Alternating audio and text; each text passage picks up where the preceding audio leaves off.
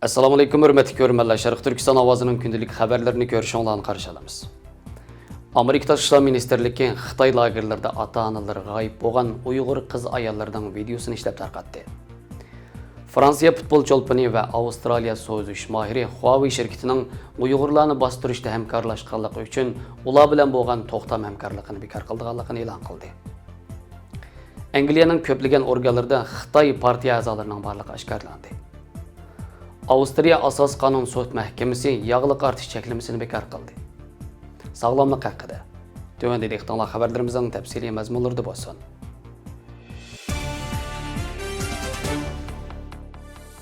Amerika Tashqi ishlar Ministrligi 10 dekabr Xalqaro kishilik huquq kuni munosabati bilan oila tawabi'atliri Xitoy لاگېرلىرىدا g'oyib bo'lgan Uyg'ur qiz-ayallarining videosini tarqatib, Uyg'urlarning dafsanda qilinishida javobgarligi bor shaxs organlarni jazolashni davomlashtirganligini bildirgan. Amerikaning yer shari ayollar ishlariga mas'ul bosh elchisi Sherqiy bu munosabat bilan e'lon qilgan bayonotida Sharq Turkiston vaziyatining shu anda eng cho'ng kishilik huquq krizisi ekanligini, Xitoy Kompartiyasi Uyg'ur madaniyati va kimligini yimirib, butkul nopusini xitoylashtirishga urinmoqda ekanligini, Xitoy doiralarining bo'libmi Uyg'ur ayollarga qarata majburiy tug'mas qilish, bola tushirish va boshqa nopus kontrol qilish vositalarini ishlatayotganligini ta'kidlagan. Sherqiy qayd qilishicha, videoda Xitoy لاگېرلىرىدا g'oyib bo'lgan Uyg'urlardan Amerikadagi Ziba Murad bilan tadqiqotchi Rahila Davudning qizi Aqida Polat va Erkin Asiya radiosining muxbiri Gulchehra Xo'janing so'zlariga alohida o'rin berilgan. Ziba Murad so'zida agar onasi hayot bo'lsa, uni o'zlarining bilish kerakligi va uni qaytarib kelishga yordam qilishini talab qilgan. Aqida Polat xalqaro jamoat va kishilik huquq tashkilotlarining Xitoy hukumatini javobgarlik tortishini umid qiladiganligini bildirgan. Gulchehra Xo'ja Uyg'ur xalqining Xitoy bo'lish yoki o'lishdan iborat ikki yo'ldan birini tanlashga majburlanayotganligini bildirib, agar Xitoyga qarshi darhol va unumli chora qo'llanilmasa, Uyg'ur millatining patiqanda halok bo'ladiganligini ta'kidlagan.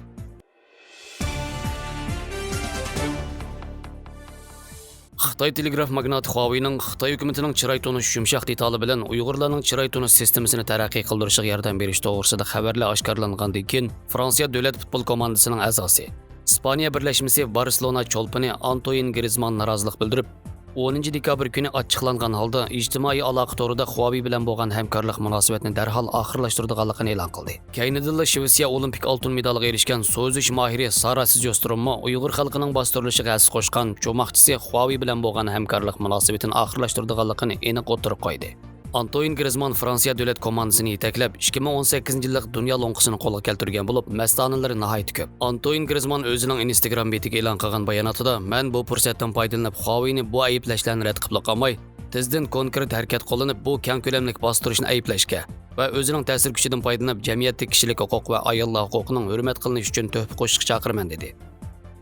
Shvetsiya olimpik oltin medaliga erishgan so'zish cho'lpini Sara Sizyostrommo 11 dekabr kuni Huawei bilan bo'lgan hamkorlikni to'xtatganligini jazmlashtirdi va ikki tarafning kelishimni o'zgartmaslikka qo'shilganligini bildirdi.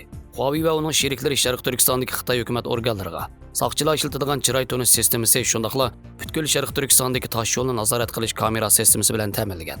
Huawei'ning Uyg'ur ogohlantirish signali sistemasini taraqqiy qildirganligini tunji bo'lib dunyodagi oldingi qatordagi sin kuzatish manbasi tadqiqot organi tomonidan bayqalgan va Washington pochtasi gazeti tarafidan tunji bo'lib xabar qilingan. O'tgan yili Amerika Savdo Ministrligi Huawei va uning Magvi, Senstime qatorliq sheriklarini Uyg'urlarga qaratilgan taqiqlash qurilishiga to'p qo'shganlik sababli qartizimlikka olgan. Xitoyning Huawei qatorliq texnik shirkatlari va cho'ng sonliq ma'lumot ombiri qatorliq texnikalar orqali Uyg'urlarni kuzatish va xohlagancha tutqun qilishni kuchaytirayotganligi orqa-orqadan oshkorlanayotgan. Huawei'ning bu texnikasining xalqaro kuchli norozilik qo'zg'agan bir paytda o'tgan yili Angliya Arsenal komandasining turk futbolchisi Mas'ud O'zil va Dog'istonlik boks cho'lpini Habib Abdulmanopovich Nurmagomedov ommaviy taratquv hisoblaridan Sharq Turkistonning ko'k bayrog'i tagliq qilingan uchurini yo'llab, Xitoyning Sharq Turkistondagi bostirishlarini, musulmon dunyosining passiv pozitsiyasini tanqid qilgan. Bularning Xitoyni ayblash harakati dunyo medialarida zo'r ta'sir qo'zg'agan edi.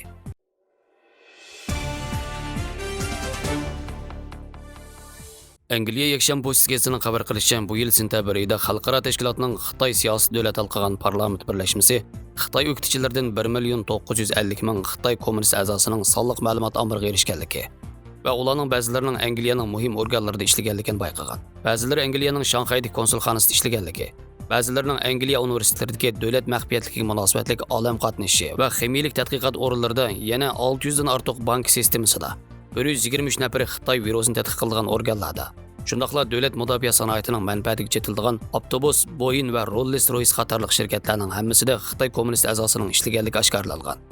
Angliya Konservativlar partiyasining sobiq rahbari Lion Duncan Semiz yakshanba pochtasi gazetiga Angliya hukumati darhol tadbir qo'llanib, Angliyaning Xitoydagi konsulxonasida ishlayotgan Xitoy kommunist a'zolarini tozalab, qo'g'lab chiqarish kerakligini ta'kidlagan.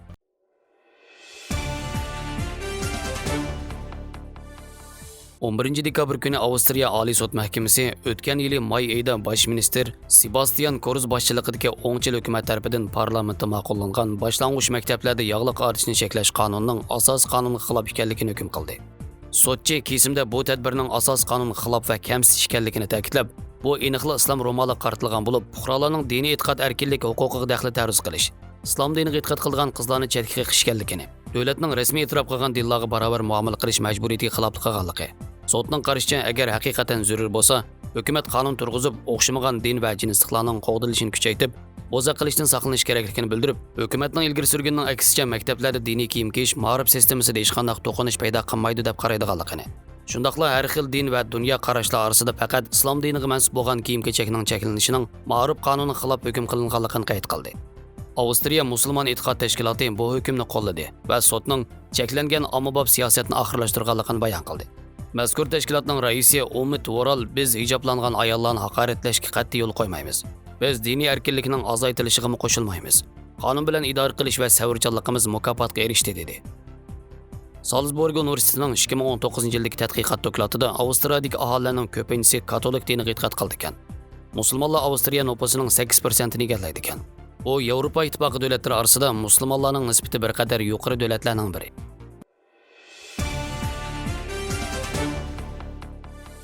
Qishda badanni issiq saqlash pek muhim. Qalin kiyinishdan boshqa yemak-ichmakning joyida bo'lishimi badanni issiq tutishga foydali.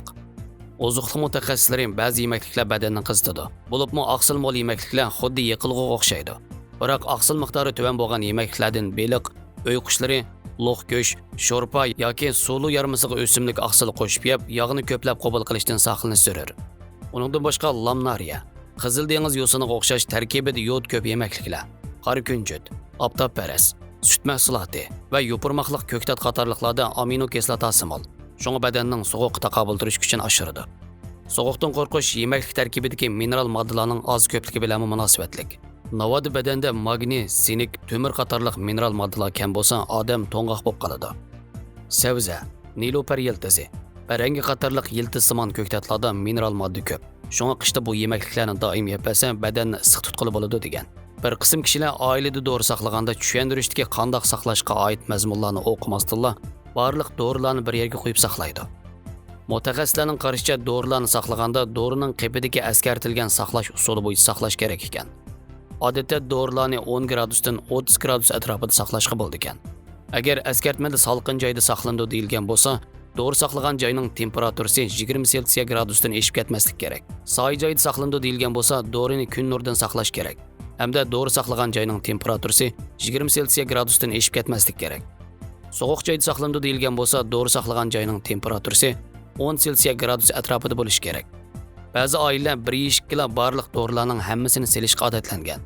Dorilar dövlab billa qo'yilsa, dorining puriqi o'tishib ketadi yoki reaksiyalashib, dorining unimiga ta'sir etadi. Shunga amal bor kichik dori sanduqidan birini olib, dorilarni turga ayirib saqlash. Puriq oson o'tishib ketadigan dorilarni ayirib saqlash kerak.